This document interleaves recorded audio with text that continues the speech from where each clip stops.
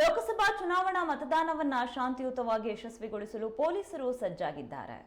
ಬೆಂಗಳೂರಿನ ಕಮಿಷನರೇಟ್ ವ್ಯಾಪ್ತಿಯ 5 ಲೋಕಸಭಾ ಕ್ಷೇತ್ರಗಳಲ್ಲೂ ಪೊಲೀಸರು ಕಟ್ಟೆಚ್ಚರ ವಹಿಸಿದ್ದು, ಕೇಂದ್ರ ಸೇನಾ ತುಕಡಿಗಳ ಜೊತೆಗೆ 8,000ಕ್ಕೂ ಹೆಚ್ಚು ಪೊಲೀಸರನ್ನ ಏಪ್ರಿಲ್ 26ರ ಚುನಾವಣಾ ಕರ್ತವ್ಯಕ್ಕೆ ನಿಯೋಜಿಸಲಾಗಿದೆ.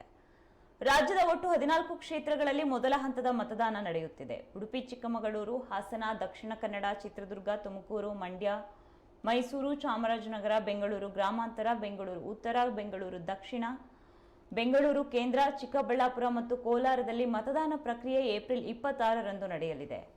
ಇನ್ನು ಕಣದಲ್ಲಿರುವ ಪ್ರಮುಖ ಅಭ್ಯರ್ಥಿಗಳು ಎಂದರೆ ಮಂಡ್ಯದಲ್ಲಿ ಮಾಜಿ ಸಿಎಂ ಎಚ್.ಡಿ. ಕುಮಾರಸ್ವಾಮಿ, ಮೈಸೂರಿನಲ್ಲಿ ರಾಜವಂಶಸ್ಥ ಯದುವೀರ್ ಒಡೆಯರ್, ಬೆಂಗಳೂರು ಉತ್ತರದಲ್ಲಿ ಕೇಂದ್ರ ಸಚಿವೆ ಶೋಭಾ ಕರಂದ್ಲಾಜೆ, ಬೆಂಗಳೂರು ಗ್ರಾಮಾಂತರ ಕ್ಷೇತ್ರದಲ್ಲಿ ಡಾಕ್ಟರ್ ಸಿ.ಎನ್. ಮಂಜುನಾಥ್, ಕಾಂಗ್ರೆಸ್ನಿಂದ ಡಿ.ಕೆ. ಸುರೇಶ್ ಸೇರಿದಂತೆ ಘಟಾನುಘಟಿ ನಾಯಕರು ಸೇರಿ ಒಟ್ಟು 247 ಅಭ್ಯರ್ಥಿಗಳು ಮೊದಲ ಹಂತದ ಚುನಾವಣಾ ಕಣದಲ್ಲಿದ್ದಾರೆ.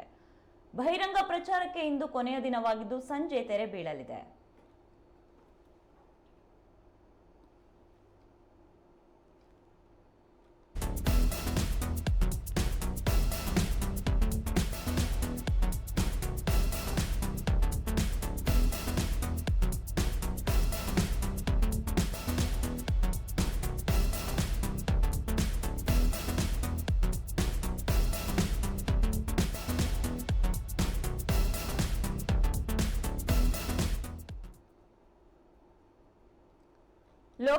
ಲೋಕಸಭಾ ಚುನಾವಣಾ ಮತದಾನ ಶಾಂತಿಯುತವಾಗಿ ಯಶಸ್ವಿಗೊಳಿಸಲು ಪೊಲೀಸ್ ಇಲಾಖೆಯು ಸಜ್ಜಾಗಿದೆ. ಬೆಂಗಳೂರಿನ ಕಮಿಷನರೇಟ್ ವ್ಯಾಪ್ತಿಯ 5 ಲೋಕಸಭಾ ಕ್ಷೇತ್ರಗಳಲ್ಲಿ ಪೊಲೀಸರು ಕಟ್ಟೆಚ್ಚರ ವಹಿಸಿದ್ದು, ಕೇಂದ್ರ ಸೇನಾ ತುಕಡಿಗಳ ಜೊತೆಗೆ 8,000ಕ್ಕೂ ಹೆಚ್ಚು ಪೊಲೀಸರನ್ನು ಏಪ್ರಿಲ್ 26ರ ಮತದಾನದ ದಿನ ಚುನಾವಣಾ ಕರ್ತವ್ಯಕ್ಕೆ ಇಲಾಖೆ ನಿಯೋಜಿಸಲಾಗಿದೆ. ಇನ್ನು ರಾಜ್ಯದಲ್ಲಿ ಒಟ್ಟು 14 ಕ್ಷೇತ್ರಗಳಲ್ಲಿ ಮೊದಲ ಹಂತದ ಮತದಾನ ನಡೀತಾ ಇದ್ದು, ಈ 14 ಕ್ಷೇತ್ರಗಳಲ್ಲಿ ಉಡುಪಿ, ಚಿಕ್ಕಮಗಳೂರು, ಹಾಸನ, ದಕ್ಷಿಣ ಕನ್ನಡ, ಚಿತ್ರದುರ್ಗ, ತುಮಕೂರು, ಮಂಡ್ಯ, ಮೈಸೂರು, ಚಾಮರಾಜನಗರ, ಬೆಂಗಳೂರು ಗ್ರಾಮಾಂತರ, ಉತ್ತರ, ಬೆಂಗಳೂರು ಕೇಂದ್ರ, ಬೆಂಗಳೂರು ದಕ್ಷಿಣ, ಚಿಕ್ಕಬಳ್ಳಾಪುರ ಹಾಗೂ ಕೋಲಾರ ಸೇರಿದಂತೆ ಒಟ್ಟು 14 ಕ್ಷೇತ್ರಗಳಲ್ಲಿ ಮತದಾನ ಪ್ರಕ್ರಿಯೆ ಏಪ್ರಿಲ್ 26ರಂದು ನಡೆಯಲಿದೆ. ಇನ್ನು ಈ ಕ್ಷೇತ್ರದಲ್ಲಿ ಪ್ರಮುಖ ಅಭ್ಯರ್ಥಿಗಳು ಯಾರ್ಯಾರಿದ್ದಾರೆ ಅಂತ ನೋಡೋದಾದ್ರೆ, ಮಂಡ್ಯದಲ್ಲಿ ಮೈತ್ರಿ ಅಭ್ಯರ್ಥಿಯಾಗಿ ಮಾಜಿ ಸಿಎಂ ಎಚ್.ಡಿ. ಕುಮಾರಸ್ವಾಮಿ, ಮೈಸೂರಿನಲ್ಲಿ ಬಿಜೆಪಿಯಿಂದ ರಾಜವಂಶಸ್ಥ ಯದುವೀರ್ ಒಡೆಯರ್, ಬೆಂಗಳೂರು ಉತ್ತರದಲ್ಲಿ ಹಾಲಿ ಕೇಂದ್ರ ಸಚಿವೆ ಶೋಭಾ ಕರಂದ್ಲಾಜೆ, ಬೆಂಗಳೂರು ಗ್ರಾಮಾಂತರ ಕ್ಷೇತ್ರದಲ್ಲಿ ಬಿಜೆಪಿ ಮೈತ್ರಿಯಿಂದ ಡಾಕ್ಟರ್ ಸಿ.ಎನ್. ಮಂಜುನಾಥ್, ಕಾಂಗ್ರೆಸ್ನಿಂದ ಡಿ.ಕೆ. ಸುರೇಶ್ ಸೇರಿದಂತೆ ಘಟಾನುಘಟಿ ನಾಯಕರು ಭವಿಷ್ಯ ಏಪ್ರಿಲ್ 26ರಂದು ನಿರ್ಧಾರವಾಗಲಿದೆ. ಒಟ್ಟು 247 ಅಭ್ಯರ್ಥಿಗಳು ಮೊದಲ ಹಂತದ ಚುನಾವಣಾ ಕಣದಲ್ಲಿ ತಮ್ಮ ಅದೃಷ್ಟ ಪರೀಕ್ಷೆಗಿಳಿದಿದ್ದಾರೆ. ಇನ್ನು ಮೊದಲ ಹಂತದ ಚುನಾವಣೆಯ ಬಹಿರಂಗ ಪ್ರಚಾರಕ್ಕೆ ಇಂದು ಕೊನೆಯ ದಿನವಾಗಿದ್ದು ಸಂಜೆ ಪ್ರಚಾರಕ್ಕೆ ತೆರೆ ಬೀಳಲಿದೆ.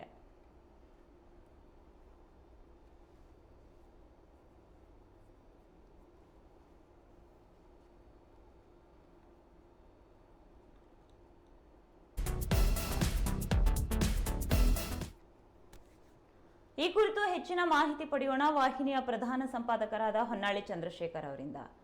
ಹೊನ್ನಾಳಿ ಚಂದ್ರಶೇಖರ್ ಅವರೇ, ರಾಜ್ಯದಲ್ಲಿ ಮೊದಲ ಹಂತದ ಚುನಾವಣೆಯ ಬಹಿರಂಗ ಪ್ರಚಾರಕ್ಕೆ ಇನ್ನೇನು ಕೆಲ ಗಂಟೆಗಳಲ್ಲೇ ತೆರೆ ಬೀಳಲಿದೆ. ಈ ಕುರಿತ ಅಪ್ಡೇಟ್ಸ್ ಏನಿದೆ? ಏಪ್ರಿಲ್ 26 ರಾಜ್ಯದ ಒಟ್ಟು 14 ಕ್ಷೇತ್ರಗಳಲ್ಲಿ ಮತದಾನ ನಡೀತಾ ಇದೆ. ಸರಿಸುಮಾರು ಕರ್ನಾಟಕದ ಅರ್ಧ ಭಾಗದಲ್ಲಿ ಚುನಾವಣೆ ನಡೆಯುತ್ತೆ. ಒಟ್ಟು 28 ಕ್ಷೇತ್ರಗಳು ಕರ್ನಾಟಕದಲ್ಲಿರೋದು. ಅದರಲ್ಲಿ 14 ಕ್ಷೇತ್ರಗಳಿಗೆ ಈಗ ಮೊದಲ ಹಂತದ ಮತದಾನ ನಡೆಯುತ್ತೆ. ಅದಕ್ಕೆ ಇನ್ನು ಕೆಲವೇ ಗಂಟೆ ಅಂದ್ರೆ ಸಂಜೆ 5 ಗಂಟೆಗೆ ಬಹಿರಂಗ ಪ್ರಚಾರವನ್ನ ಅಭ್ಯರ್ಥಿಗಳು ನಿಲ್ಲಿಸಬೇಕಾಗುತ್ತೆ. ಇದಾದ ನಂತರ ಅವರು ಅಭ್ಯರ್ಥಿಗಳು ಮತದಾರರ ಮನೆಗೆ ಹೋಗಿ ಮನೆ ಭೇಟಿಯನ್ನ ಮಾಡಬಹುದೇ ಹೊರತು ಬಹಿರಂಗ ಪ್ರಚಾರ ಅಂದ್ರೆ ಬಹಿರಂಗ ಸಭೆಗಳನ್ನಾಗ್ಲಿ ರ್ಯಾಲಿಗಳನ್ನಾಗ್ಲಿ ಅದನ್ನ ಮಾಡೋ ಹಾಗಿಲ್ಲ. ಜೊತೆಗೆ ಸಣ್ಣ ಪುಟ್ಟ ಸಭೆಗಳನ್ನು ಸಹ ಮಾಡೋ ಹಾಗಿಲ್ಲ. ಆದ್ರೆ ಮತದಾರರನ್ನ ಭೇಟಿ ಮಾಡ್ಬೋದು, ಪ್ರಚಾರವನ್ನ ಮಾಡ್ಬೋದು. ಈಗ ಕರ್ನಾಟಕದ ಒಟ್ಟು 14 ಕ್ಷೇತ್ರಗಳಲ್ಲಿ ಮತದಾರರು ಸಹ ಈಗ ಸಜ್ಜಾಗಿದ್ದಾರೆ. ಮತದಾನವನ್ನು ಮಾಡ್ಲಿಕ್ಕೆ ಏನು ಒಂದು ದಿನ ನಡೆಯುತ್ತೆ, 48 ಅವರ್ಸ್ ಇರ್ತದೆ. ಯಾವ ಅವಧಿಗೆ ಮತದಾನದ ಅವಧಿ ಕೊನೆ ಆಗುತ್ತೋ ಅದಕ್ಕಿಂತ ಹಿಂದೆ 48 ಗಂಟೆಗಳ ವರೆಗೆ ಯಾವುದೇ ಬಹಿರಂಗ ಪ್ರಚಾರವನ್ನ ಮಾಡುವಂತಿಲ್ಲ.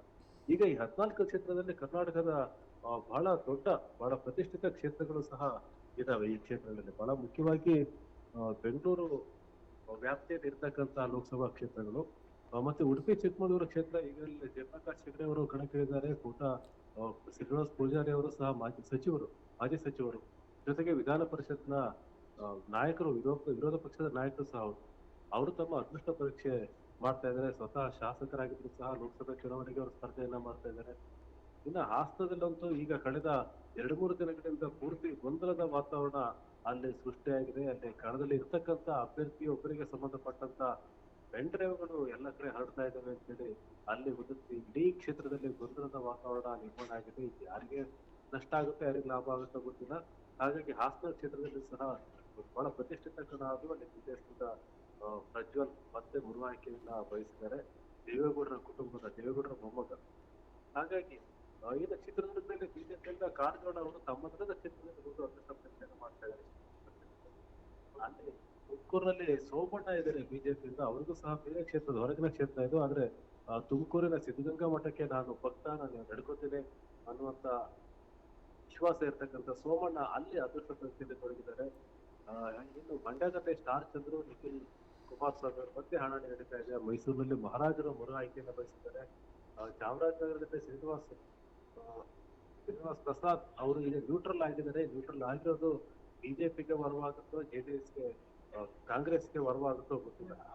ಹಾಗಾಗಿ ಇದು ಬೆಂಗಳೂರು ಗ್ರಾಮಾಂತರದಲ್ಲಿ ಡಾಕ್ಟರ್ ಮಂಜುನಾಥ್ ಮತ್ತು ಡಿ ಕೆ ಸುರೇಶ್ ಅವರ ನಡುವೆ ತೀವ್ರ ಹಣಾಹಣಿ ನಡೀತಾ ಇದೆ. ಹಾಗಾಗಿ ಇರ್ತಕ್ಕಂಥ ಎಲ್ಲ ಕ್ಷೇತ್ರಗಳು, ಚಿಕ್ಕಬಳ್ಳಾಪುರದ ರಕ್ಷಾರಾಮಯ್ಯ ಆಗಿರ್ಬೋದು, ಕೋಲಾರ ಆಗಿರ್ಬೋದು, ಈ ಎಲ್ಲಾ ಕ್ಷೇತ್ರಗಳು, ಕೋಲಾರದಲ್ಲಂತೂ ಕಾಂಗ್ರೆಸ್ ಟಿಕೆಟ್ ತುಂಬಾ ಕ್ಷಣದಿಂದ ಘೋಷಣೆ ಆಯಿತು. ಎರಡೂ ಬಣಗಳ ನಡುವೆ ಯಾರಿಗೂ ಬೇಡ ಅಂತ ಹೇಳಿ ಮೂರನೇ ವ್ಯಕ್ತಿಗೆ ಟಿಕೆಟ್. ಹಾಗಾಗಿ ಈ ಎಲ್ಲಾ ಕಾರಣಕ್ಕೆ ಕೇಂದ್ರ ಸಚಿವ ಶೋಭಾ ಕರಂದ್ಲಾಜೆ ಅವರ ಅದೃಷ್ಟ, ವೈದ್ಯಕೀಯ ಕ್ಷೇತ್ರದಲ್ಲಿ ಹೃದಯ ತಜ್ಞರಾಗಿ ಎಲ್ಲರಲ್ಲಿ ಹೆಸರು ಮಾಡಿದಂತ ಡಾಕ್ಟರ್ ಸಿ ಮಂಜುನಾಥ್ ಅವರ ಅದೃಷ್ಟ ಪರೀಕ್ಷೆ, ಡಾಕ್ಟರ್ ಡಿ ಕೆ ಶಿವಕುಮಾರ್ ಅದೃಷ್ಟ ಪರೀಕ್ಷೆ, ಕೋಟ ಶ್ರೀನಿವಾಸ್ ಪೂಜಾರಿ, ಜಯಪ್ರಕಾಶ್ ಹೆಗಡೆ ಎಲ್ಲರ ಅದೃಷ್ಟ ಪರೀಕ್ಷೆ ನಡೀತಾ ಇದೆ. ಹಾಗಾಗಿ ಇದೊಂದು ಬಹಳ ಮಹತ್ವದ ಅಧ್ಯಾಯ ಇದು ಕರ್ನಾಟಕದ ಲೋಕಸಭೆ ಚುನಾವಣೆ ಇತಿಹಾಸದಲ್ಲಿ. ಅರ್ಧ ಕರ್ನಾಟಕ ಈಗ ಚುನಾವಣೆಯತ್ತ ಮುಖ ಮಾಡಿದೆ. ಮತದಾರರು ಸಹ ಸಜ್ಜಾಗಿದ್ದಾರೆ. ಪ್ರೀತಿ, ಇನ್ನು 14 ಕ್ಷೇತ್ರದಲ್ಲಿ ಮಂಡ್ಯ, ಮೈಸೂರಿನಲ್ಲಿ ಎನ್ಡಿಎ ಮತ್ತು ಕಾಂಗ್ರೆಸ್ ನಡುವೆ ನೇರ ಸ್ಪರ್ಧೆ ಏರ್ಪಟ್ಟಿದೆ. ಈ ಬಾರಿಯ ಲೆಕ್ಕಾಚಾರಗಳು ಏನಾಗಿವೆ? ಪ್ರೀತಿ, ಮಂಡ್ಯದಲ್ಲಿ ಎನ್ಡಿಎ ಅಭ್ಯರ್ಥಿ ನಿಖಿಲ್ ಕುಮಾರಸ್ವಾಮಿ ಈ ಕ್ಷೇತ್ರವನ್ನು ಸ್ಪಷ್ಟವಾಗಿ ಎನ್ಡಿಎ ಜೆಡಿಎಸ್ ಪಕ್ಷಕ್ಕೆ ಬಿಟ್ಟುಕೊಟ್ಟಿದೆ. ಮಂಡ್ಯದಲ್ಲಿ ಸುಮಲತಾ ಅಂಬರೀಶ್ ಅವರು ಈ ಹಿಂದೆ ಸಂಸದರಾಗಿದ್ರು. ಪಕ್ಷೇತರರಾಗಿ ಕೊನೆ ಕ್ಷಣದಲ್ಲಿ ಅವರು ಬಿಜೆಪಿಯನ್ನು ಸೇರಿದ್ರು. ಕೊನೆ ಹಂತದವರು, ಕೊನೆ ಕ್ಷಣದವರೆಗೂ ಸಹ ಅವರು ಟಿಕೆಟ್ಗಾಗಿ ಪ್ರಯತ್ನ ಮಾಡಿದ್ರು. ಆದ್ರೆ ಅಂತಿಮವಾಗಿ ಇದನ್ನ ಜೆಡಿಎಸ್ಗೆ ಬಿಟ್ಕೊಡೋದಕ್ಕೆ ತೀರ್ಮಾನ ಆಯ್ತು. ನಿಖಿಲ್ ಅಲ್ಲಿ ಕಣಕ್ಕಿಳಿದಿದ್ದಾರೆ. ಇನ್ನು ಸ್ಟಾರ್ ಚಂದ್ರು ಅವರು ಕಾಂಗ್ರೆಸ್ನ ಅಭ್ಯರ್ಥಿಯಾಗಿದ್ದಾರೆ. ಸ್ಟಾರ್ ಚಂದ್ರು ಅವರು ಈ ಚುನಾವಣೆ ಘೋಷಣೆ ಆಗೋದಕ್ಕಿಂತ ಸರಿಸುಮಾರು 8-10 ತಿಂಗಳು ಮುಂಚೆನೆ ಅವರು ಮಂಡ್ಯದಲ್ಲಿ ಕ್ಯಾಂಪ್ ಮಾಡಿ ನಾನು ಅಭ್ಯರ್ಥಿ ಅಂತ ಹೇಳಿ ಓಡಾಡ್ತಾ ಇದ್ರು. ಮತ್ತು ಮಂಡ್ಯದಲ್ಲಿ ಒಬ್ಬ ಸಮರ್ಥ ಅಭ್ಯರ್ಥಿಗೆ ಕಾಂಗ್ರೆಸ್ ನೋಡ್ತಾ ಇತ್ತು. ಕೊನೆಗೆ ಸ್ಟಾರ್ ಚಂದ್ರು ಅವರಿಗೆ ಕಣಕ್ಕೆ ಇಳಿಲಿಕ್ಕೆ ಅವಕಾಶವನ್ನ ಮಾಡಿಕೊಡ್ತು ಕಾಂಗ್ರೆಸ್. ಹಾಗಾಗಿ ನಿಖಿಲ್ ಕುಮಾರಸ್ವಾಮಿ ಮತ್ತು ಸ್ಟಾರ್ ಚಂದ್ರ ಇವರ ನಡುವೆ ತೀವ್ರವಾದ ಹಣಾಹಣಿ ಮಂಡ್ಯದಲ್ಲಿ ನಡೀತಾ ಇದೆ. ಇದು ಕುಮಾರಸ್ವಾಮಿ ನಿಖಿಲ್ ಅಲ್ಲ, ಅವ್ರ ತಂದೆ ಕುಮಾರಸ್ವಾಮಿ ಅವರು ಮತ್ತೆ ಸ್ಟಾರ್ ಚಂದ್ರ ಅವರ ನಡುವೆ ತೀವ್ರ ಹಣ ನಡೀತಿದೆ. ಈ ಹಿಂದೆ ನಡೆದಂತಹ 2019 ಚುನಾವಣೆಯಲ್ಲಿ ನಿಖಿಲ್ ಕುಮಾರಸ್ವಾಮಿಗೆ ಸೋಲುಂಟಾಗಿತ್ತು. ಅವರಿಗೆ ಕೊನೆಯ ಕ್ಷಣದವರೆಗೂ ಅವರೇ ನಿಲ್ತಾರೆ ಅಂತ ಇತ್ತು. ಕೊನೆಗೆ ಬಿಜೆಪಿ ವರಿಷ್ಠರು ಸೂಚನೆ ಕೊಟ್ಟ ಮೇರೆಗೆ ಸ್ವತಃ ಕುಮಾರಸ್ವಾಮಿ ಅವರೇ ಮಂಡ್ಯ ಕ್ಷೇತ್ರದಲ್ಲಿ ಕಣಕ್ಕಿಳಿದಿದ್ದಾರೆ. ಅವರು ಶಾಸಕರು ಸಹ ಹೌದು. ಆದ್ರೂ ಸಹ ಅವರು ಮತ್ತೆ ಈಗ ಲೋಕಸಭೆ ಚುನಾವಣೆಗೆ ಮತ್ತೆ ಸಂಸತ್ತನ್ನ ಪ್ರವೇಶ ಮಾಡಲಿಕ್ಕೆ ಪ್ರಯತ್ನವನ್ನ ಮಾಡ್ತಾ ಇದ್ದಾರೆ. ಹಾಗೆ ಕುಮಾರಸ್ವಾಮಿ ಮತ್ತೆ ಸ್ಟಾರ್ ಚಂದ್ರ ಇವರ ನಡುವೆ ತೀವ್ರವಾದ ಸ್ಪರ್ಧೆ ಈಗ ಮಂಡ್ಯದಲ್ಲಿ ಏರ್ಪಟ್ಟಿದೆ. ಆದ್ರೆ ಮಂಡ್ಯದಲ್ಲಿ ಯಾವ ತರದ ಲೆಕ್ಕಾಚಾರ ಆಗುತ್ತೆ ಅಂತ ಹೇಳಿ ನೋಡ್ಬೇಕಾಗಿದೆ. ಯಾಕಂದ್ರೆ ಅದು ಜೆಡಿಎಸ್ ನ ತುಂಬಾ ಓಲ್ಡಿರ್ತಕ್ಕಂಥ ಕ್ಷೇತ್ರ ಅಂತ ಹೇಳ್ತಾರೆ.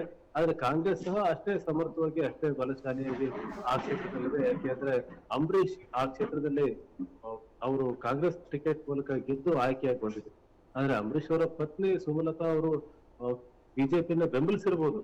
ಆದ್ರೆ ಅಂಬರೀಶ್ ಅವ್ರನ್ನ ಕಾಂಗ್ರೆಸ್ ಪಕ್ಷದ ನಾಯಕರಾಗಿನೇ ನೋಡ್ತಾರ ಮತದಾರರು, ಅಥವಾ ಜೆಡಿಎಸ್ ನ ಸ್ಟ್ರಾಂಗ್ ಹೋಲ್ಡ್ ಇರ್ತಕ್ಕಂಥ ಕ್ಷೇತ್ರ ಅಂತ ಅಂದ್ಕೊಂಡು ಕುಮಾರಸ್ವಾಮಿ ಅವರಿಗೆ ಏನಾದ್ರು ಆಗುತ್ತಾ? ಹಾಗಾಗಿ ಮತದಾರರು ಈ ಎರಡೂ ಅಭ್ಯರ್ಥಿಗಳ ನಡುವೆ ತೀವ್ರವಾದ ನೇರವಾದ ಹಣಾಹಣಿ ಇರೋದನ್ನ ಗಮನಿಸ್ತಾ ಇದ್ದಾರೆ. ಈ ಮತದಾರರು ಸಹ ಅಂತಿಮ ಕ್ಷಣದ ನಿರ್ಧಾರಕ್ಕೆ ಅವರು ಸಿದ್ಧರಾಗ್ತಾ ಇದ್ದಾರೆ. ಇನ್ನು ಮೈಸೂರಿನಲ್ಲಿ ಮೈಸೂರು ಮಹಾರಾಜರು ಯುವರಾಜ ಯದುವೀರ್ ಅವರಿಗೆ ಕಣಕ್ಕಿಳಿಸಲಿಕ್ಕೆ ಬಿಜೆಪಿ ಅಂತಿಮ ಕ್ಷಣದಲ್ಲಿ ತೀರ್ಮಾನ ಮಾಡಿತು. 2 ಬಾರಿಯಲ್ಲಿ ಆಯ್ಕೆ ಆದಂತ ಪ್ರತಾಪ್ ಸಿಂಹ ಅವರ ಬದಲು ಯದುವೀರ್ ಅಲ್ಲಿ ಕಣಕ್ಕಿಳಿದಿದ್ದಾರೆ. ಇನ್ನು ಕಾಂಗ್ರೆಸ್ ನಿಂದ ಯಾರಾಗ್ತಾರೆ ಅಂತ ತೀವ್ರ ಚರ್ಚೆ ಇತ್ತು. ಅಲ್ಲಿ ಸಿದ್ದರಾಮಯ್ಯ ಅವರ ಪುತ್ರ ಯತೀಶ್ ಅವರೇ ಕಣಕ್ಕಿಳಿತಾರ ಅಂತ ಹೇಳಿ ಕೊನೆಗೆ ಲಕ್ಷ್ಮಣ್ ಅವರಿಗೆ ಅಲ್ಲಿ ಟಿಕೆಟ್ ಅನ್ನ ಕೊಡಲಾಗಿದೆ ಕಾಂಗ್ರೆಸ್ ಅಭ್ಯರ್ಥಿಯಾಗಿ.